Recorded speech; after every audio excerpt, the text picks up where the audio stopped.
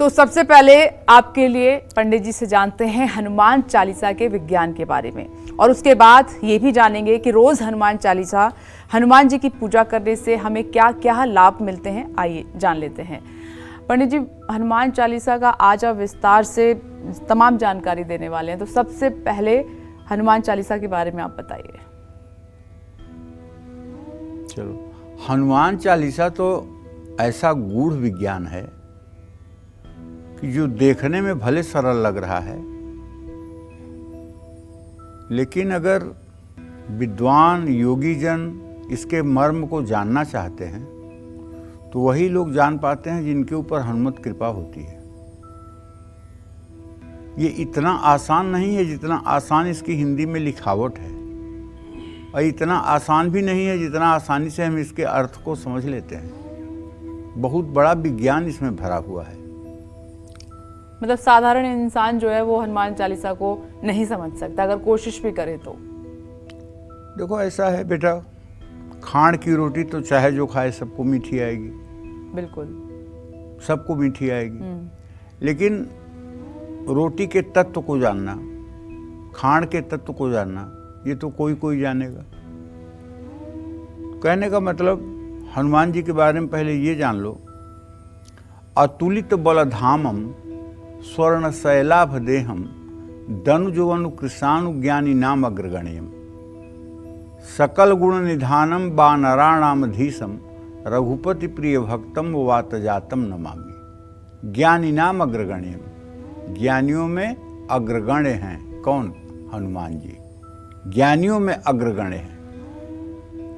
मनोजवम मारुत तुल्य वेगम जितेंद्रियम बुद्धिमताम वरिष्ठम वातात्मजम बानर यूथ मुख्यम श्री राम दूतम शरणम प्रपद्ये।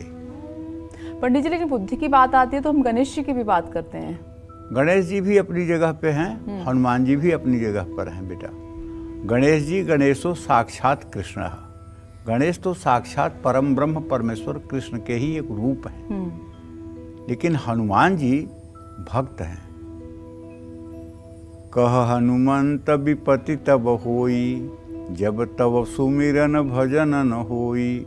भगवान राम से कहते हैं कि हे प्रभु, विपत्ति तो उस समय ही होती है जब आपका सुमिरन और भजन नहीं होता, बाकी तो विपत्ति होती ही नहीं है जी। जही गिर चरण देई हनुमंता, चले सुगा पाताल तुरंता। जिमि अमोघ रघुपति कर बाना, यही भांति चले हनुमाना। हनुमान जी कैसे हैं? जहगीर चरण दे हनुमंता, जिस पहाड़ पर पैर रख देते थे वो पताल में चला जाता था। गये सो पाताल तुरंता। जिमि अमोघ रघुपति कर बाना, तेही भांति चले हनुमाना। उनका वेग कितना है? रघुनाथ जी के बाणों की तरफ है। और हनुमान जी कितने दैन्य हैं। लंका में जब प्रवेश करते हैं, मसक समान रूपी कपिधरी, लंक ही चले सुमिरी नरहरी। मसक, मच्छर के समान रूप धारण करके वो लंका में प्रवेश करते हैं। ये उनका दैन्य भाव है जी। और जबकि भगवान राम कहते हैं कि तुम हमारे भरत के तरह भाई हो, परम प्रिय हो, लेकिन वो विभीषण से क्या कहते हैं? असमय अधम सखा। अपने को अधम कह रहे हैं, असमय अधम सखा। अरु मोहू पर रघुवीर, अस कही कपि गद गद भयो, भरेउ बिलोचन नीर। तो उनके आंखों में आंसू आ जाते हैं ये कहते हुए, मैं बड़ा अधम हूँ सखा, लेकिन मेरे ऊपर भी रघुनाथ का अनुग्रह। तो इतनी दैन्यता, इतनी विनम्रता, इतनी भगवत समर्पण की वृत्ति शायद किसी भक्त में होगी। शायद इस संसार में जब से सृष्टि की रचना हुई है जी, आज तक शायद इतना कोई दयावान या इतना कोई मतलब कि अपने इष्ट के प्रति समर्पित शायद कोई रहा। इसलिए पंडित जी कहते हैं कि हनुमान जी जैसा भक्त अभी तक कोई नहीं हुआ है। कोई नहीं हुआ। हाँ, सिय राम मैं सब जग जानी, करहूँ प्रणाम जोरी जुग पानी। मैं सेवक सचराचर, रूप स्वामी भगवंत, कहते हैं कि मैं केवल इस संसार का एकमात्र सेवक हूँ और पूरा संसार सिया राममय है और मैं सबका सेवक हूँ। कितनी बड़ी बात है, कितनी बड़ी बात है। और कलयुग में भी हनुमान जी प्रत्यक्ष देवता हैं। कलयुग में भी प्रत्यक्ष देवता जो है वो हनुमान जी हैं। और हनुमान जी की साधना उपासना करने वालों को कभी कलयुग नहीं प्रभावित करता है। तो विषय पर आते हैं जी। सबसे पहले मैं आपको हनुमान चालीसा के विज्ञान के बारे में अपनी अल्पज्ञता प्रकट करता हूँ। अल्पज्ञता इसलिए कह रहा हूँ कि मैं नहीं कह रहा हूँ कि मुझे पूरा ज्ञान है। जो गुरुजनों के मुख से सुना, जो शास्त्र स्वाध्याय किया, जो बड़े बुजुर्गों से सुना, वही कुछ बताने जा रहा हूँ। जहाँ त्रुटि हो संभाल लीजिएगा आप लोग, क्योंकि आप लोग भी भगवत स्वरूप हैं। जुग सहस्र जो जन पर भानु, लील्यों ताहि मधुर फल जानू। प्रभु मुद्रिका मेली मुख माही, जलधि लागी गयो अचर जनाही। इस दोहे का अर्थ है कि बजरंग बली ने एक युग और एक सहस्र योजन की दूरी पर मौजूद सूर्य को एक मीठा फल जान करके खा लिया था। बाल समय रवि भक्षलियो, तब तीनहु लोक भयो अधियारो। ताहि सो त्रास बतावत हैं, कपि संकट मोचन नाम तिहारो। देवन आई करी बिनती, तब छाड़ी दियो रवि कष्ट निवारो। को नहीं जानत हैं जग में, कपि संकट मोचन नाम तिहारो। कहने का अर्थ ये है कि वैज्ञानिकों ने पृथ्वी से सूर्य की दूरी का जो आकलन कलयुग में किया है,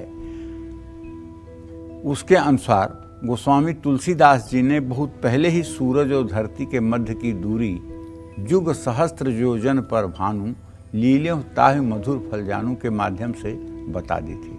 अब मैं आपको बताता हूँ कि हनुमान जी की उपासना करने से क्या लाभ होता है। जो व्यक्ति नित्य हनुमान चालीसा का पाठ करता है, आध्यात्मिक बल बढ़ता है। ऐसा व्यक्ति हर रोग से लड़ पाता है। हर दिन हनुमान चालीसा का पाठ करने से मन और मस्तिष्क को ऊर्जा मिलती है। नासै रोग मिटै सब पीड़ा, जो सुमिरै हनुमत बलबीरा। मस्तिष्क को ऊर्जा मिलती है, ऊर्जा। हर रोज हनुमान चालीसा का पाठ करने से मन पर पड़े पुराने बुरे अनुभवों का भार कम हो जाता है, तनाव से मुक्ति मिल जाती है। हर रोज अगर दोनों समय हनुमान चालीसा का कोई पाठ करे तो उसके जीवन में और उसके आभा मंडल में निरंतर वृद्धि होती है। संकट से हनुमान छुड़ावें, मन क्रम वचन ध्यान जो लावें।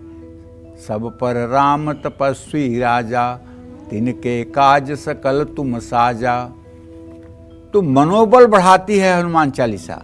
हनुमान चालीसा अकारण भय और तनाव को मिटाती है। हनुमान चालीसा हर तरह के रोग को मिटाती है। हनुमान चालीसा हर तरह के संकट से रक्षा करती है।